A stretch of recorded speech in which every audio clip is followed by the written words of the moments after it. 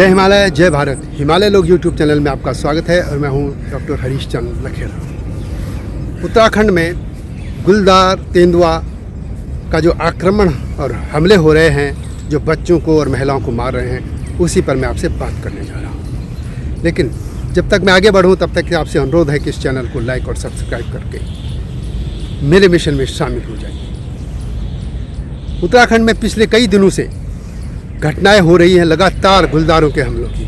मैं आपके सामने यदि पढ़ूं तो आपको ये देख कर आश्चर्य होगा कि यह हमले किस तरीके से बढ़ रहे हैं। 29 जुलाई ये 2022 की मैं बात कर रहा हूं और इस दिन पूरे विश्व में बाघ संरक्षण दिवस मनाया जा रहा है। और उसी दिन जब एक तरफ यह मनाया जा रहा था, दूसरी तरफ उत्तराखंड में एक बच्चे को बाघ मार रहा था। आप जानते हैं कि 29 जुलाई को अंतर्राष्ट्रीय बाघ संरक्षण दिवस मनाया जाता है। इस दिन इस बाघ यानी बड़ी बिल्ली परिवार के जो भी पशु हैं, वन्य जीव हैं, उनकी के संरक्षण की बात होती है। इसमें शेर है, बाघ है, चीता है, तेंदुए हैं, गुलदार हैं और सभी को। उत्तराखंड में बोलचाल की भाषा जो है उसमें तेंदुआ गुलदार को बाघ ही बोल दिया जाता है, इसलिए मैं भी इसमें बाघ ही का प्रयोग करूँगा। हालांकि बाघ वो नहीं है, बाघ जिम कॉर्बेट में है या राजाजी पार्क में उत्तराखंड में, यहाँ पर गुलदार और तेंदुए हैं। और वास्तव में जो गुलदार है ये और तेंदुआ यही उन पे हमले कर रहे हैं। बात करता हूँ मैं 29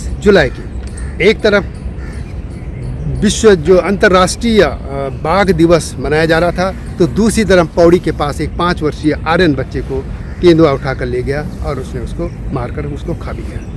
यह लाल सिंह का इकलौता बेटा था। इससे पहले दुगट्टा के पास एक महिला अपने बच्चों को स्कूल छोड़ने जा रही थी और उसको भी जब वो लौट रही थी तो उसको भी तेंदुए ने उठाया और उसको गुलदार ने जो भी हो उसने उसको मार दिया। इसी तरह 27 जुलाई को भी 2 महिलाओं पर गुलदार ने हमला किया और दोनों की इसमें मौत हो गई थी। इसी तरह 15 मई को सलपोड़ी गांव के पास घास लेनी महिला को गुलदार ने मार डाला था। 3 जून को पाबौ क्षेत्र में 70 वर्षीय महिला को भी इसने मार डाला था। 22 जून को पिथौरागढ़ में भंडारी गांव में गुलदार ने हमला किया, लेकिन उस महिला के पास दराती थी, उसने दराती से उस पर हमला किया तो वो गुलदार तो भाग गया, लेकिन महिला घायल हो गई और उस पर 7 टाँके आए। यह पहली घटना नहीं है या आजकल ही नहीं है, ये मैं जैसे कहा कि ये लगातार घटनाएं होती रही हैं और आज ही नहीं, ये करीब 2-3 हज़ार साल से इस तरह की घटनाएं होती रही। ये वैसे तो पूरे मानव सभ्यता का जो विकास हुआ उसने मानव और पशु वन्य जीव के बीच संघर्ष होता रहा है। लेकिन इस कालखंड में भी यदि इस समस्या को सुलझाया नहीं जा सकता है तो आखिर किसकी जिम्मेदारी है, कौन दोषी है? आपको याद होगा जिम कॉर्बेट, जिनके नाम पे वहाँ नेशनल जिम कॉर्बेट पार्क भी है, कॉर्बेट, उनको भी यह जिम्मेदारी गई थी और उन्होंने किताबें भी लिखी कि man eater of Kumaon, man eater of Rudraprayag, man eater of Garhwal. इस तरह की कई उनकी किताबें हैं कि जो ये नरभक्षी बाघ जिसको मैं कह रहा हूँ तेंदुए होते हैं, उन पर उन्हें कई स्टोरी लिखी थी और किताबें भी थी उनकी। आखिर तभी भी ये समस्या थी। अभी 1990 के दशक में हम लोगों ने भी इस पर एक काम किया था और उसमें एक बाघों पर एक पुस्तिका निकाली थी हिमनाथ करके। 90 के दशक में जो वो कार्य किया गया था बाघों पर कि उत्तराखंड में कैसे बाघ, ये जो तेंदुए गुलदार है जिनको मैंने कहा कि सामान्य भाषा में बाघ बोल दिया जाता है, इसलिए मेरे मुँह पे भी बाघ ही आ रहा है, तो वो कैसे हमले कर रहे हैं। तो उस समय जो प्लानिंग कमीशन के एक जो सदस्य थे तिवारी जी, पूरा नाम मुझे याद ना रहा, तिवारी जी, वो इन वन्य मामलों को देखते थे।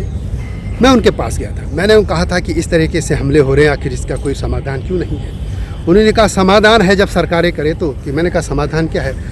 तो उन्होंने कहा था कि हर जो वन्य जीव है उसका एक एरिया होता है कि वो कितने एरिया में, कितने क्षेत्रफल के इलाके में घूम सकता है, रह सकता है, और जब इनकी संख्या बढ़ जाती है तो उनको वहाँ से दूसरी जगह शिफ्ट किया जाता है जहाँ खाली जगह हो या जहाँ वो कम हो। और अभी हो यही रहा है कि इस बारे में कोई ध्यान ही नहीं दे रहा है कि किस मामले में और किस क्षेत्र में ये ज़्यादा बढ़ गए हैं। दिल्ली में जो एसी में बैठने पर्यावरणविद, उनको कुछ पता नहीं, वो कह देते कि जंगल घट गए और जंगलों में कम उनका वो भूजल कम हो गया। लेकिन उत्तराखंड में तो ऐसा नहीं है। उत्तराखंड में तो पलायन के बाद खेती बंजर हो गई और वहाँ पे बहुत ज़्यादा जो बंदर मैदानों से लोगों ने छोड़े हैं। वो बंदर हो गए, सुअर हो गए, पशु पक्षी, इस तरह के जो वन्य जीव हैं उनकी कोई कमी नहीं है, भोजन की कोई कमी नहीं है। जंगल बढ़ रहा है, यदि अब आंकड़े देखें तो उत्तराखंड में जंगल बढ़ा है, लेकिन हमले भी तो बड़े हैं। इसलिए जो थ्योरी देते हैं ये जो NGO बाज, जो पर्यावरण, जो दाढ़ी साफा लटका लुटका के घूमते रहते हैं, ये इनकी थ्योरी बिल्कुल झूठी है, इन पे आप विश्वास मत कीजिए।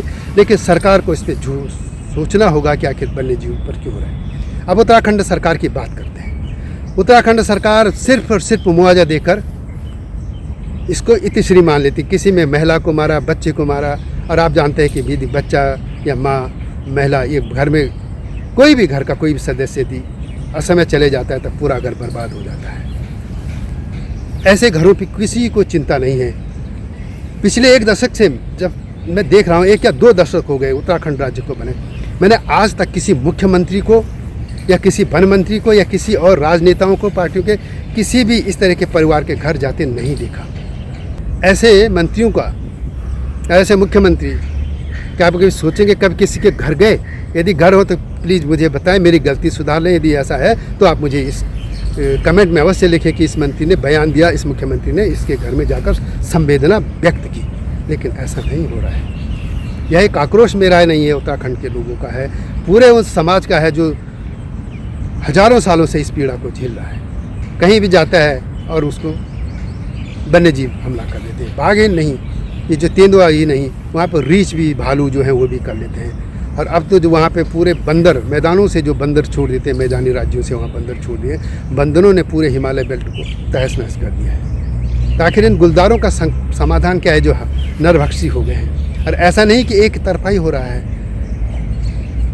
अभी हाल में 2 घटनाएं हुई। एक घटना में तो जब तेंदुए ने पहले एक महिला को मार डाला था, तो जब वो पिंजड़े में पकड़ा गया तो उन्होंने उसे जिंदा जला दिया, उस पर पेट्रोल छिड़कर जलाकर मार डाला। और एक और घटना में भी अभी हाल में तेंदुआ मारा गया। ये दोनों तरफ मारा जा रहा है। और यह उस क्षेत्र में हो रहा है जहाँ के भगवान बाघ, जो नरसिंह हैं, वो भगवान बाघ और इसी का रूप जो है वही तो है। और देवी के उपासक है वहाँ, देवी का जो वाहन है वो भी तो यही बाघ है, शेर है, बाघ, यही बड़ी बिल्ली है।